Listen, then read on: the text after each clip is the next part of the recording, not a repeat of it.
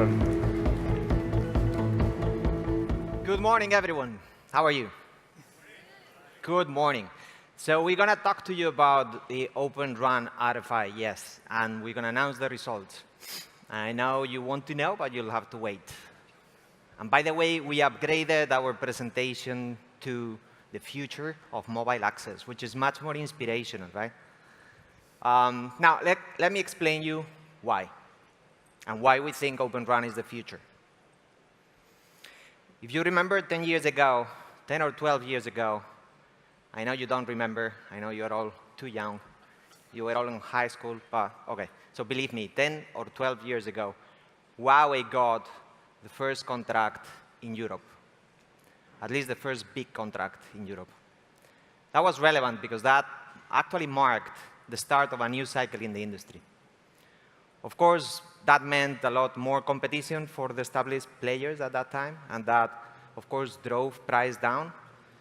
But that's probably besides the point. Most importantly, it drove innovation. And it accelerated innovation. And that proved to be a much more sustainable way of reducing the total cost of ownership. It had a long-term effect. The effect lasted for 5 years, maybe 6 years, before the industry found a new equilibrium point. Now all good things come to an end, and then when we all went back to business as usual, so innovation slowed down a bit, and the pace at which we remove cost out of the equation also slowed down. OK, it's not a drama. I mean, we're still a functioning industry. We are about to give birth to 5G, actually, and good things are going to happen. But the question is, can we make it better? And we believe the answer is yes. We've spent the last 4 years, maybe 5 years, thinking and considering our options as to how we can ignite another such cycle in the industry. We considered maybe bringing new vendors. But if it's just about increasing competition, that doesn't last very long. Eventually, we decided that the way forward is Open RAN. Why? Well, if you look at the architecture today, how a base station is put together, you'll find software, very well-done software, that runs on proprietary hardware, full of accelerators. For all the right reasons, but it's proprietary. And that connects through a closed interface with proprietary radios. That's why there is only a handful of players in the industry doing this. Now, that's a captive market, right? It's not surprising that innovation has slowed down. Now, what if you could run the radio in a software that runs on general purpose processing capacity? And what if you connect that with any radio to just put together a base station? Well, then you would not be tapping on a handful of suppliers. You'd be tapping on maybe 20, 30, 50 different companies of various sizes that are eager to bring their best product. They're hungrier for business. They want to innovate. And by the way, there is also space for the incumbent players. No one excludes them. We think that by doing that, straight away, there is about a 30% saving that's possible on the total cost of ownership, even without factoring the innovation and what we can bring in the next coming years. However, if it's done the way it's done, is for all the good reasons. So it's not a mean thing that someone decided to just keep it closed and captive. It's a good architecture, the one we have today, and it's brought us where we are. So what's the trick then? Well, currently the trick is, if you want uncompromised Open RAN, so you don't want to compromise performance or capacity, you probably need to back off a couple of releases, 3 EBP, and go back to 2 releases behind. So today, if you want to do release 15 in such an open, general purpose processing, open interfaces, you will probably compromise on performance or capacity. But if release 13 is enough, then you can probably do it. That's a gap that there is today. We are working on closing that. Now, would that work? even if you move back to release 13. Well, about a year ago, we had 2 pilots in India taking commercial traffic. We did them with 2 different companies that had products on their portfolio that were the most similar thing to our vision. Those were Parallel Wireless and Altistar. We set up some clusters, small clusters in India, and we delivered 2G, 3G, and 4G in different setups. After some optimization and after some work, we were very satisfied. It actually works. OK, it may not be current release of 3GPP, but it does a really good job. And it has the potential to deliver the savings. And if we do it well, it also has the potential to tap onto a bigger ecosystem. So we were very excited. What did we do then? Well, we took our project and our efforts to TIP. We joined efforts with Telefonica and the other operators. We wrote a specification of what we want Open RAN to be, and we released an RFI, which is what we're going to announce today. Our future plans include more pilots. So imminently, we're going to start another pilot in Turkey with Parallel Wireless on their new product, developed 1 year later, more capable, and including new technologies. And right after that, beginning of 2019, we're going to do another 2 pilots in Africa with 2 companies that we're going to announce in a few minutes. Now, we're no longer proving the technology. We did that already, and we know it can work. These pilots are more aimed at trialing the operational model, the commercial model, the rollout capabilities. And as such, they will be larger scale, not just a small cluster, but a larger scale trial. So we'll talk about the RFI and Open RAN in a minute. The other thing I wanted to talk about today is a slightly different concept that is called crowd-sell. You could see it in Chairman Axel's slide this morning as a slightly different project group. What is crowd-sell? It's like the extra small version of Open RAN. In essence, it is a small cell. Why do we need, and why is different? Why do we need crowd-sell?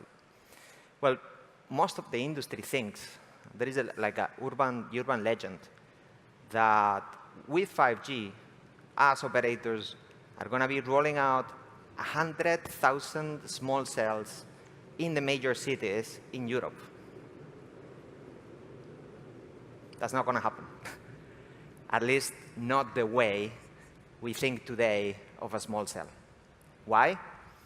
Well, if you think of a small cell, well, first you need a landlord where to attach the small cell, and you need to pay the rent. You need to pay the rent to a landlord who thinks you really need him. That's not cheap. You, of course, need to bring fiber to the small cell or other kind of backhaul.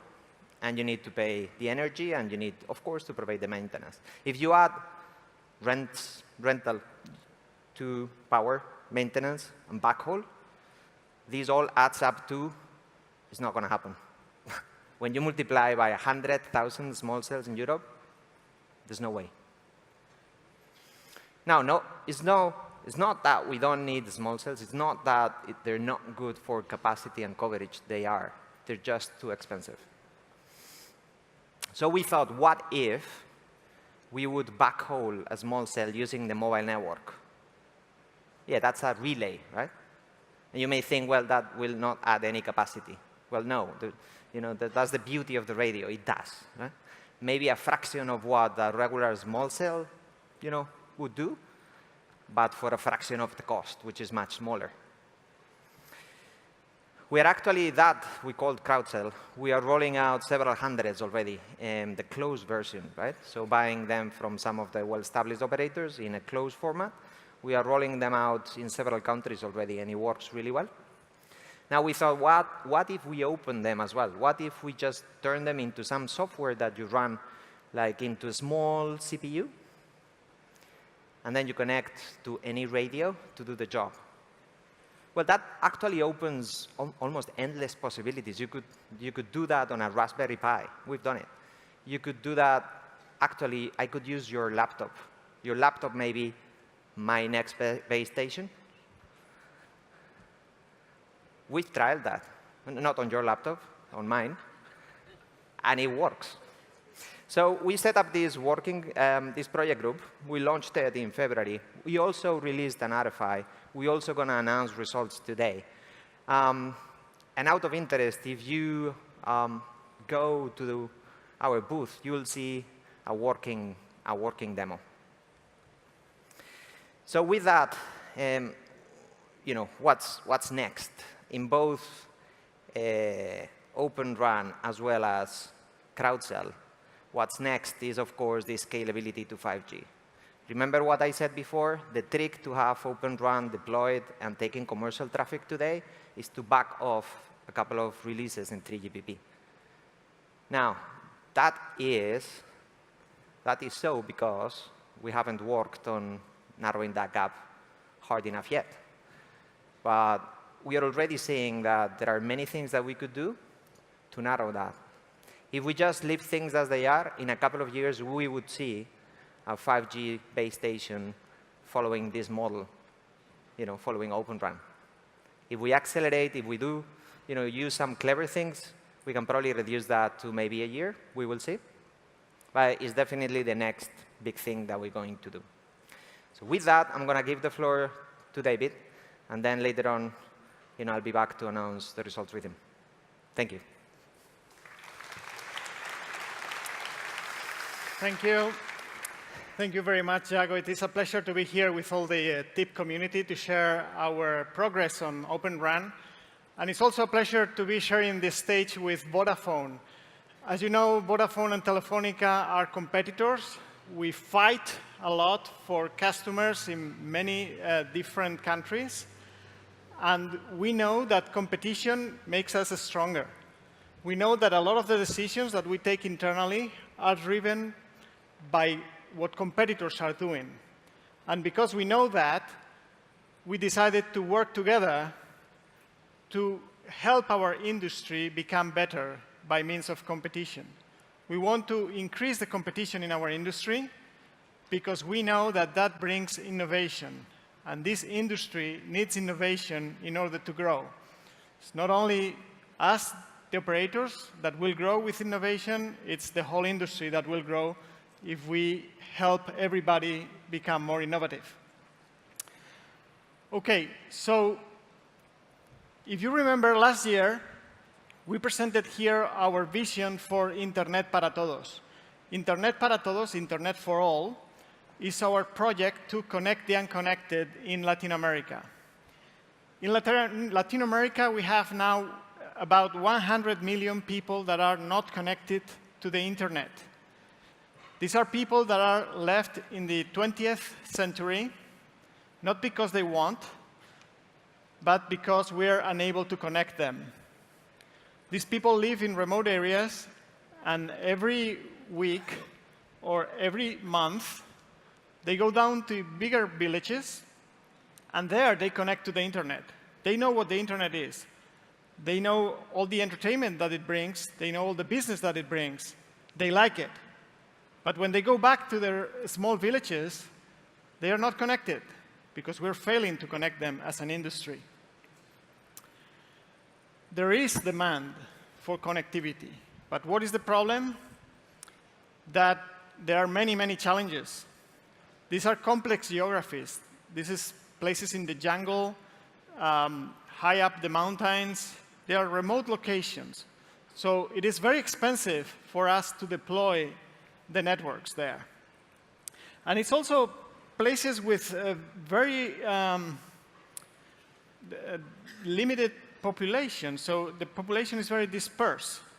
The density is very low, which means that when we deploy an antenna, we can cover few customers because there are few customers there. So that makes it hard to make it sustainable. Because, of course, we could go to some village somewhere in Peru, connect it, take some pictures, do some PR, and then lose money forever after. We can do that in a few places, but it is not sustainable. If we really want to connect 100 million people, we need to find a business reason to do it.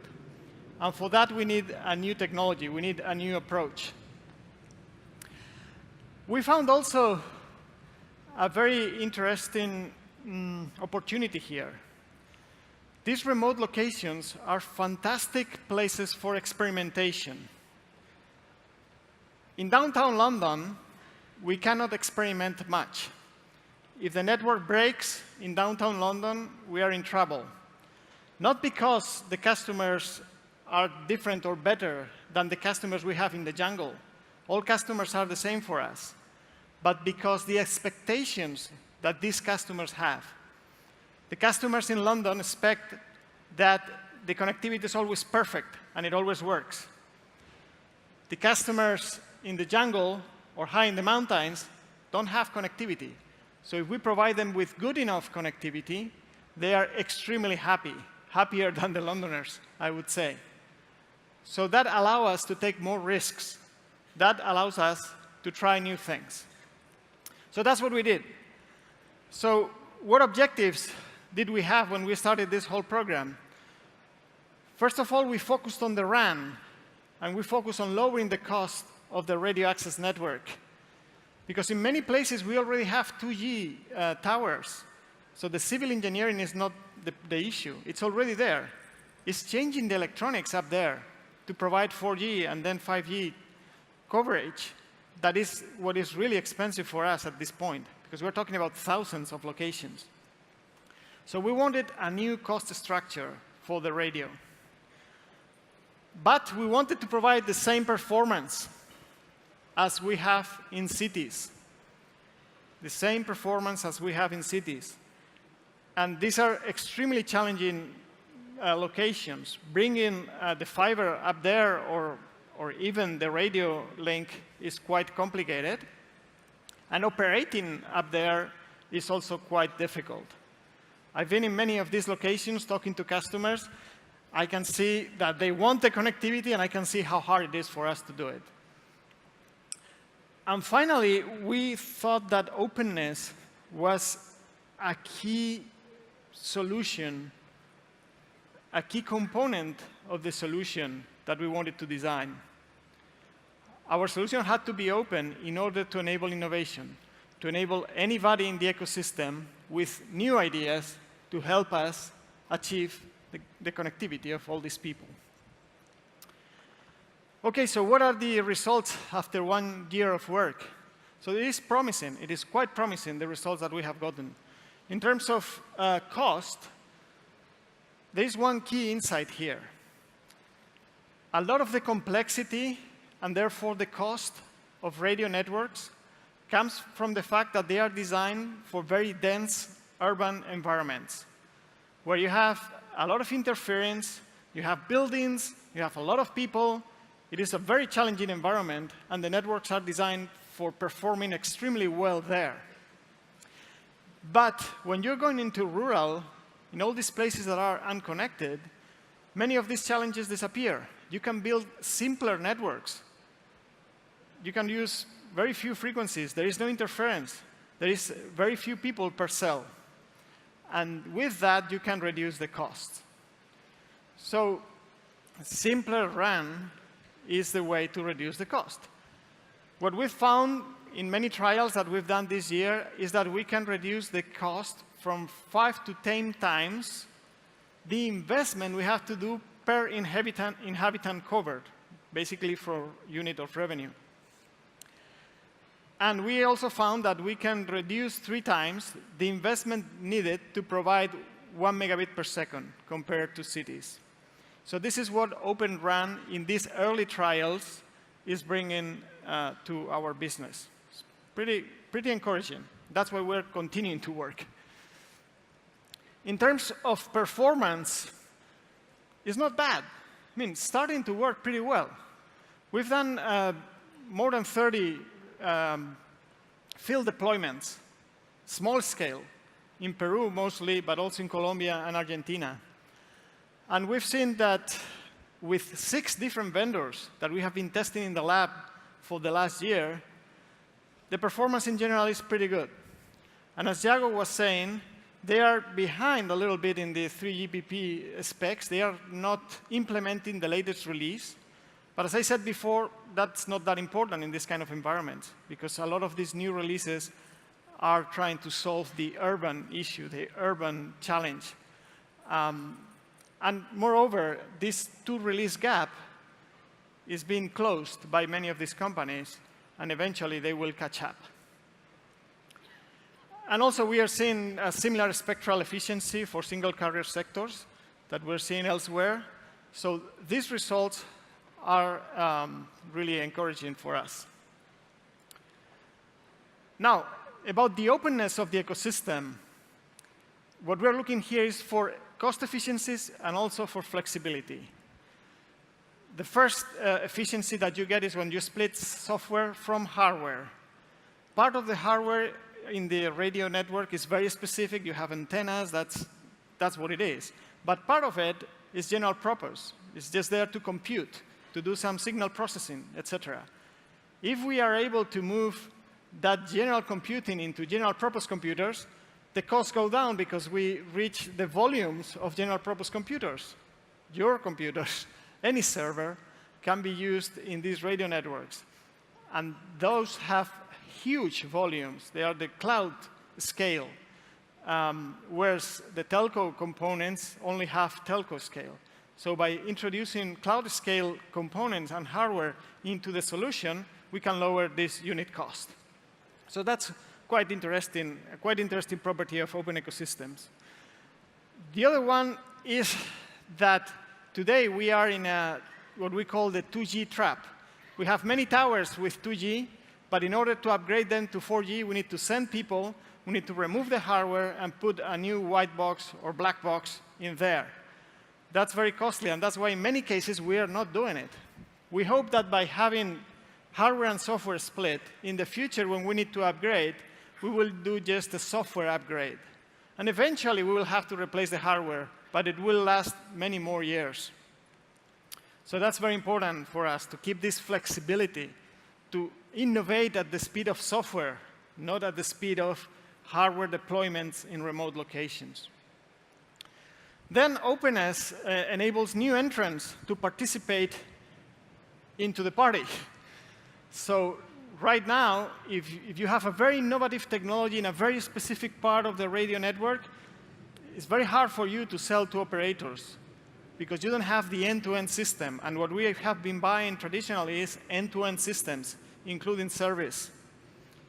When we open the ecosystem, we hope to enable smaller companies that are best in class in a very specific part of the solution to provide it to us and to improve it and to have a new release and go as fast as we are used to in the software business.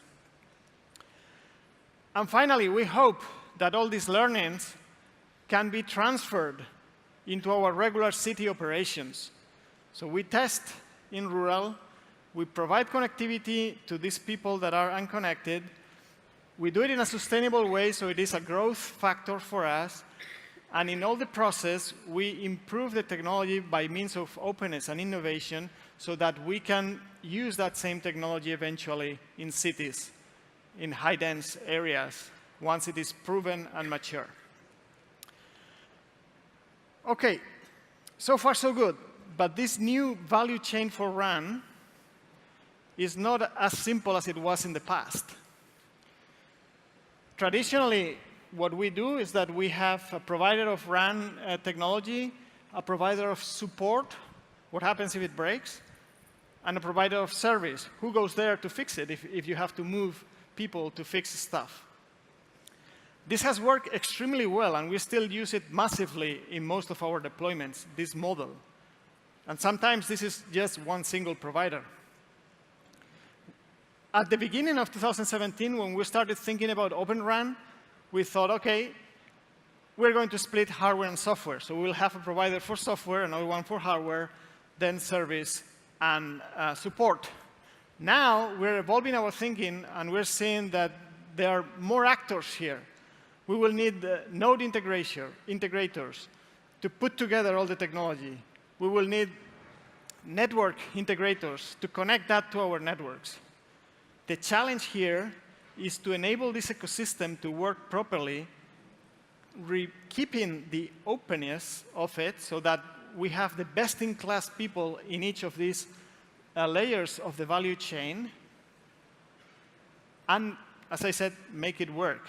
This is more complex, but I'm sure there will be new companies or traditional companies that will start providing these very specific services to make an Open RAN work in the field.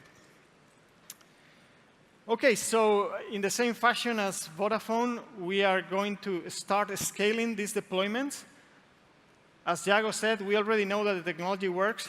Now we need to focus very much on the operations and maintenance. We want to make sure that the end-to-end deployment, the end-to-end operation works really well. So initially, we'll do a pilot in Peru, then another one in Colombia, and then another one elsewhere in Latin America. And we'll do it with the RFI winner. We decided to do this RFI together with Vodafone because we also think that we need to change. We also need to do things differently if we really need this kind of growth. So now Yago is going to explain all the reasons why we did this common RFI, and then we will move on to the final results. Why did we do this? So what were our objectives? Well, I think it's clear by now. Number one is foster innovation. But beyond just accelerating innovation, I hope it's clear that our ambition is to actually have a new cycle started. So if you think on 4G network today, our current 4G network, any operator, if you look at how much and how far we took it, it would not be the same if it wasn't for the innovation cycle that is finishing now. So 10 years from today, I hope I'm still here. I hope I still work. I haven't retired, and I come and say, well, we brought 4G and 5G to everyone in the world because of the cycle that started 10 years ago. It's very ambitious, but it's very important. Other than that, and more operationally, we want to focus our effort onto what we think is the most promising companies to work with. We want to focus on the leaders. We want to focus on the companies that are closer to realizing our vision. And that's exactly what we're going to do throughout the next 12 months. Then, of course, we want to send a signal to the industry. And I hope it's clear that we're serious about this. Not very often you will see Vodafone and Telefonica presenting together, joining efforts, and driving the same in the industry. And you're seeing that today. For that, it's very important that we align the different operator requirements and we drive a single specification that is good for everyone. So the response to the RFI has been fantastic. It has surpassed all our expectations. We received more than 20 fully compliant, well, not fully compliant, but more than 20 responses. And many of these names are not household names, not even in your homes, right? You're from the industry, and perhaps you don't know some of these companies. It's amazing the amount of innovation that we're seeing. It's amazing how the solutions differ slightly, and the amazing work that all these companies have done. At the top, you have the companies that actually sent a response, and at the bottom, the companies that were indirectly engaged through partnerships and through main contractors. So we were very pleased with this way that the industry stood up to the challenge. How did we score? How did we evaluate, analyze, and came up with our focus areas? Where there are 3 pillars. We looked at openness, we looked at performance, and we looked at time to market. What did we find? Well, it's very interesting. So in openness, actually, almost everybody, the 20 players, with exception of 5, scored really, really high. You see that we set the threshold on 60% of kind of our requirements. So you see in blue anyone who's better, 60% or better compliant to what we asked.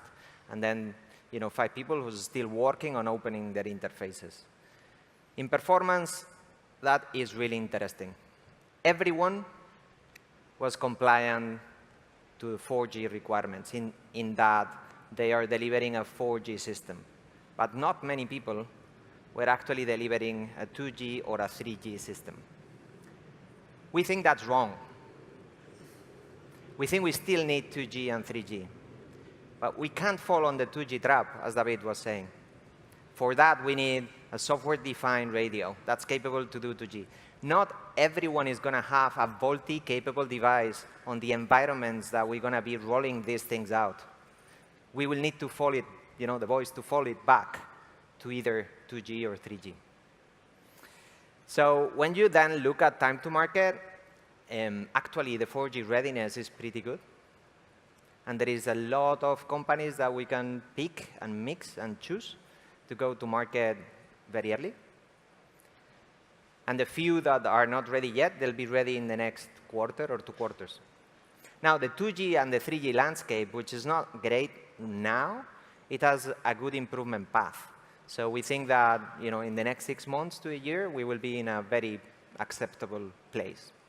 Yeah, in fact, this graph shows exactly that message. In green, you see all the companies that were somewhat compliant, up to 86% in the different technologies, 4G, 2G, and 3G. And in red, you see the uplift that some of these vendors are promising for July 2019. So you see very good uplift in 4G, but also particularly in 2G and 3G. That's very promising because we need the overall solution. So, okay, so finally, you have reached the point where we're going to announce the result of the RFI. So, Yago, you can start with. So we've structured our conclusions in blocks. So at the bottom, you see 2 blocks named innovators and challengers. Well, what is that? So innovators are partners who actually delivered some elements and some clever bits of technology that are beyond our specification. ASOCs have a very clever way to deliver accelerators that may be very important for us to narrow that gap of 2 releases on 3GPP. And Fluido, they have a really clever way of compressing the front hole that we can use on our future specifications. So we'll be working with you guys, and you will have a lot of influence of, our next version of a spec. And then in terms of challengers, those are 4 very interesting companies that, even though we think they're not ready to deliver just yet, they have promising plans and very good roadmaps, and we want to keep working with them to ready them in the next year. In the radio hardware, we see NEC-based cells and parallel to be the most compliant, the companies that are doing stuff that really is close to what we need. We expect to see here more entrants or even established companies in the future. There are very good radio hardware providers that only have one issue today, is that their solution is not fully disaggregated. The minute they disaggregate it, it will be here and it will be part of our solutions. In terms of software developers, our choice and our favorite ones, this is where most of, you have a lot of different choices. There's a lot of developers, and this is really, really good. And in the future, I think we'll have even more. But you see that we picked, parallel wireless in the 3 technologies, 2G, 3G, and 4G, then Fairwaves on 2G, then Mavenir on 3G, and Altiostar and Radisys on 4G. And finally, the best, most compliant end-to-end platforms are those provided by Parallel Wireless, by Altiostar and Mavenir. And in the next few months, we will be launching bigger proof of concepts, bigger pilots with all these companies to take a look at the end-to-end solution. Exactly. So Mavenir and Altiostar, see you in Africa. So we said we would also announce the Crowdcell RFI results. And there you go. There they are. So we have 2 runners-up, Aricent and Alpha Networks. Really interesting solutions, really promising. We want to keep working with you. You may not be ready just yet, and like the level of compliancy was slightly below 50%, but it's promising, and I think you'll get there in 6 months. Now, the one company that delivered to 85% of our requirements and we are really impressed with is Lime Microsystems. Really well done, guys. It's impressive set of partners that you are collaborating with to deliver every single variant and kind of possibility on your crowd cell, from like network in a box to other stuff. You can really run this thing on a Raspberry Pi and turn it onto a GPS if you want. You can run a GPS in the morning and a 4G small cell on the afternoon if that is what you want. With that, I think we're done, are we not? We have the next steps. So what is our call to action? For vendors, if we start at the bottom, focus on meeting the minimum viable product requirements. Don't overcomplicate the solution. Just build something that is very simple, but that helps us reduce the cost to connect the unconnected. If you do that, we will grow, and the whole industry will grow with us in these regions. Secondly, address all the roadmap shortfalls that you have learned from this RFI. Those areas where you're still not the best, work on those, because we are very open to any kind of supplier. And finally, leverage partnerships. We've seen here some very good partnerships between best of breed in one particular place in the value chain and others that can complement. I think this is a new cycle for the industry where partnerships are going to be very, very important. For operators, we need to work together to drive industry engagement. We need to work together to agree on a common set of specifications. This RFI that we have launched together with Vodafone is the beginning. It's pretty comprehensive. We can still improve it a little bit, and we are welcoming any other operator that wants to join, because when we send a clear signal to the industry will come back with good news for us. Focus on open and reusable interfaces. That's the only way this whole puzzle is going to work, if the interfaces are very well defined. And don't try to ask for too many variants. Very few variants is what we want here to drive volumes. And finally, we need to focus now as operators on the operating and maintenance. We are not naive. We know that that's the part of the equation that needs to be resolved. Yet, we have been able to bring a lot of innovation in the actual hardware and software. We are convinced that with the trials that we're going to do in 2019, we're going to solve as well all the operational issues that come with this new model and that come with these remote locations. And with that, it's been a pleasure sharing this stage with you, Jago. Thank you very much. Well done. Thank you.